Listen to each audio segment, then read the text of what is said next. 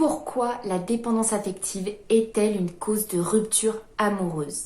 Bonjour à toutes et à tous, bienvenue sur ma chaîne Esther Valentin, votre coach en bien-être et développement personnel. Et aujourd'hui, on va voir ensemble pourquoi la dépendance affective est une réelle cause de rupture amoureuse. Ce qu'il faut savoir déjà, c'est qu'est-ce que c'est que la dépendance affective? C'est un type d'attachement très insécure dans une relation, anxieux, qui a peur souvent d'être abandonné. La dépendance affective est souvent cachée derrière cette énorme peur de l'abandon qui mène à des comportements extrêmement nocifs pour la relation amoureuse. Ça peut ne pas être dans l'immédiat. On peut s'en contenter pendant des années. En fait, on peut tout à fait bien vivre comme ça pendant des années, tant que l'autre subit cette dépendance, qu'il arrive à peu près à vous combler, et que vous contentez des émotions que vous ressentez avec la dépendance affective. Il peut se tenir un certain équilibre quelque temps. Mais dans les faits, ça peut entraîner des ruptures qui seront très graves pour la personne dépendante affective. Parce que elle va être face à sa pire peur. La peur de l'abandon, la peur de se retrouver seule, la peur du rejet. Et c'est pour ça que la dépendance affective est une des causes principales et surtout assez dangereuse si vous n'avez pas surmonté vos dépenses avant une rupture amoureuse. Si elle est réellement une cause de rupture amoureuse, c'est parce que de par vos peurs en tant que dépendant émotionnel, vous allez inconsciemment pousser l'autre dans votre comportement, de par votre comportement, à faire ce que vous craignez le plus. Votre partenaire va faire ce que vous craignez le plus. Je vous explique plus en détail. Par exemple, le manque de confiance. La dépendance affective entraîne généralement un manque de confiance. Vous avez peur d'être abandonné, vous n'avez donc pas confiance. Vous avez peur qu'il trouve mieux ailleurs, qu'il regarde ailleurs, qu'il vous abandonne pour quelqu'un d'autre. Ce manque de confiance que vous avez en l'autre, ça pousse l'autre à ne pas être responsable en fait. Je m'explique un petit peu mieux. Si vous prenez quelqu'un, vous lui dites « j'ai entièrement confiance en toi ». Tu feras ce que tu veux de cette confiance. Si tu la brises, elle sera brisée. Mais là, je te fais confiance. Et donc, vous vivez sereinement. Vous n'êtes pas dans cette anxiété complète de ce qui risque d'arriver, alors que ce n'est même pas encore arrivé. Et 2, la personne sait qu'elle a sur ses épaules et sa responsabilité la confiance que vous lui avez accordée. Ça sera son unique choix de la briser ou non. Mais elle est sereine et elle vit avec cette responsabilité qu'elle est ravie de prendre. On aimerait tous dans une relation amoureuse que l'autre ait confiance en nous. C'est une des bases absolument normales. Ça devrait même être exigé. Mais si vous n'avez pas confiance en lui, vous lui prouvez au quotidien que vous n'avez pas confiance. Non, j'ai pas confiance, tu peux partir. Ou vous n'avez même pas besoin de le dire dans un comportement sur une relation, ça se ressent. Cette personne est déresponsabilisée de la confiance. Vous ne lui faites déjà pas confiance. Son choix est presque déjà prédit. Il n'y a plus vraiment à réfléchir de perdre la confiance de quelqu'un. Il ne l'a déjà pas. Vous voyez, c'est déjà beaucoup plus simple de ne pas respecter la confiance que l'autre nous a accordée. Il ne nous l'a pas vraiment accordée. Donc ce manque de confiance peut entraîner vraiment cette perte de connexion entre les deux partenaires et donc pousser l'autre à faire ce dont vous avez le plus peur. Une deuxième émotion qui peut être extrêmement mal vécue dans un couple, la jalousie. Déjà, pour vous, encore une fois, vivre avec ce sentiment, je ne vous le souhaite absolument pas. Le sentiment de jalousie, il est horrible, il est dévorant, il est absolument pas sain, il ne fait pas du bien, personne n'aimerait ressentir ce sentiment de jalousie. Et pour votre partenaire, le sentiment de jalousie a pu être extrêmement pesant. C'est absolument horrible qu'on nous reproche tout le temps des choses qu'on n'a pas faites. Ça se trouve, vous l'avez surveillé sur des choses qu'il n'avait même pas imaginé faire.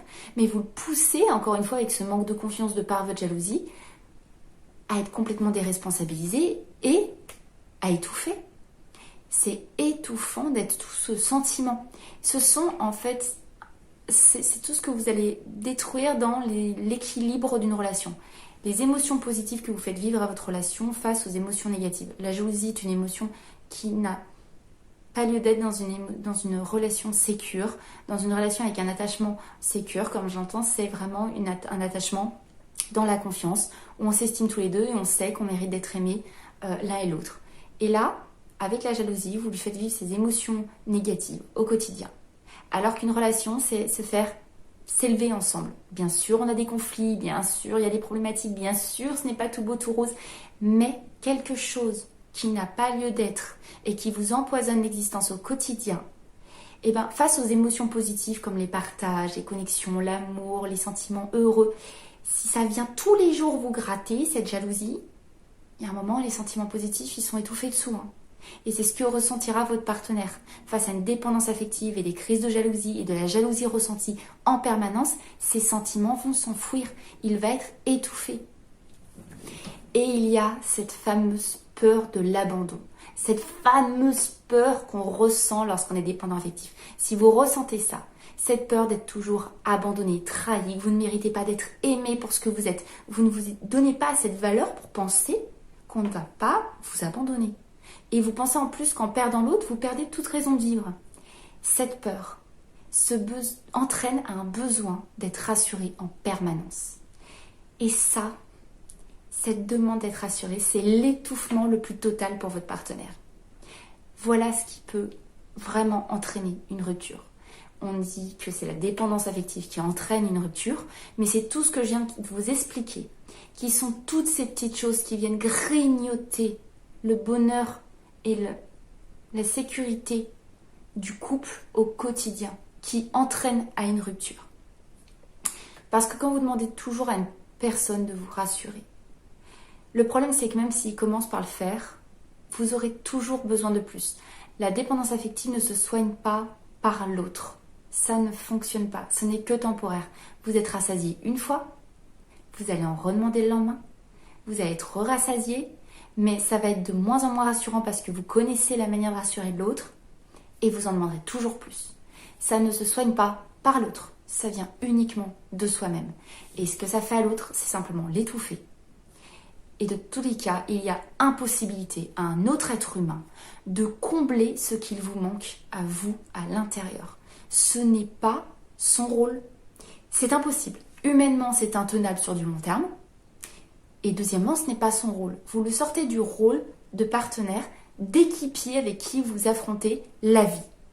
Vous êtes en train de lui faire aussi affronter vos manques et vous lui demandez à lui de gérer tout ça, de les combler. Vous lui donnez la patate chaude en fait et vous faites tiens, rassure-moi, gère-moi, ne m'abandonne pas. Non, vous êtes là pour vous élever tous les deux. Il n'est pas là pour compenser ce que vous n'arrivez pas à trouver en vous.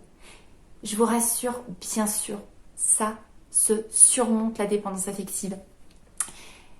Mais j'insisterai vraiment sur le fait que si vous êtes en couple et que vous ne voulez pas pour l'instant la surmonter, attention. Attention à tous ces sentiments qui vont vous grignoter déjà vous et ne pas vous mettre dans une sensation de bien-être que vous devriez vraiment ressentir au quotidien dans votre relation.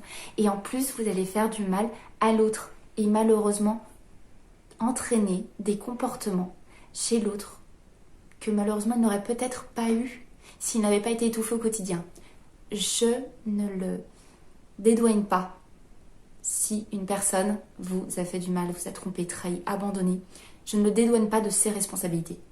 Je vous ai juste expliqué en quoi un être humain a ses limites et qu'en le poussant à bout au quotidien, ça peut clairement influencer ses prises de décision. Donc ne laissez plus la dépendance affective être une cause de rupture. Soyez la personne qui la surmonte et faites de votre avenir amoureux un avenir sans toutes ces émotions négatives qui vous grignotent, vous et votre partenaire. C'est vraiment un parasite, la dépendance affective. Et elle se nourrira tant que vous êtes soumise à elle. Surmontez-la. Voilà pourquoi la dépendance affective est une cause de rupture amoureuse. Ce sont toutes les émotions et les comportements qu'elles induisent ensuite chez la personne qui la subit. Ni plus ni moins. J'espère que cette vidéo vous a un petit peu révélé la dépendance affective, pourquoi c'est une cause de rupture, comment elle fonctionne pour entraîner ces pertes de sentiments dans une relation. que vous en savez bien plus qu'avant de l'écouter. Et si elle vous a plu, je vous demanderai de la liker. Abonnez-vous pour d'autres conseils sur ce sujet. Et vous savez que de mon côté, si vous avez besoin de dépasser une problématique, de soigner cette dépendance affective, de vous mettre en action pour surmonter une rupture due à une cause de dépendance affective, je serais tellement ravie de vous accompagner en coaching. Je vous laisse me contacter. Et dans tous les cas, je ne vous lâche pas sur les vidéos parce qu'on se revoit très vite dans une prochaine. À bientôt. Bye bye.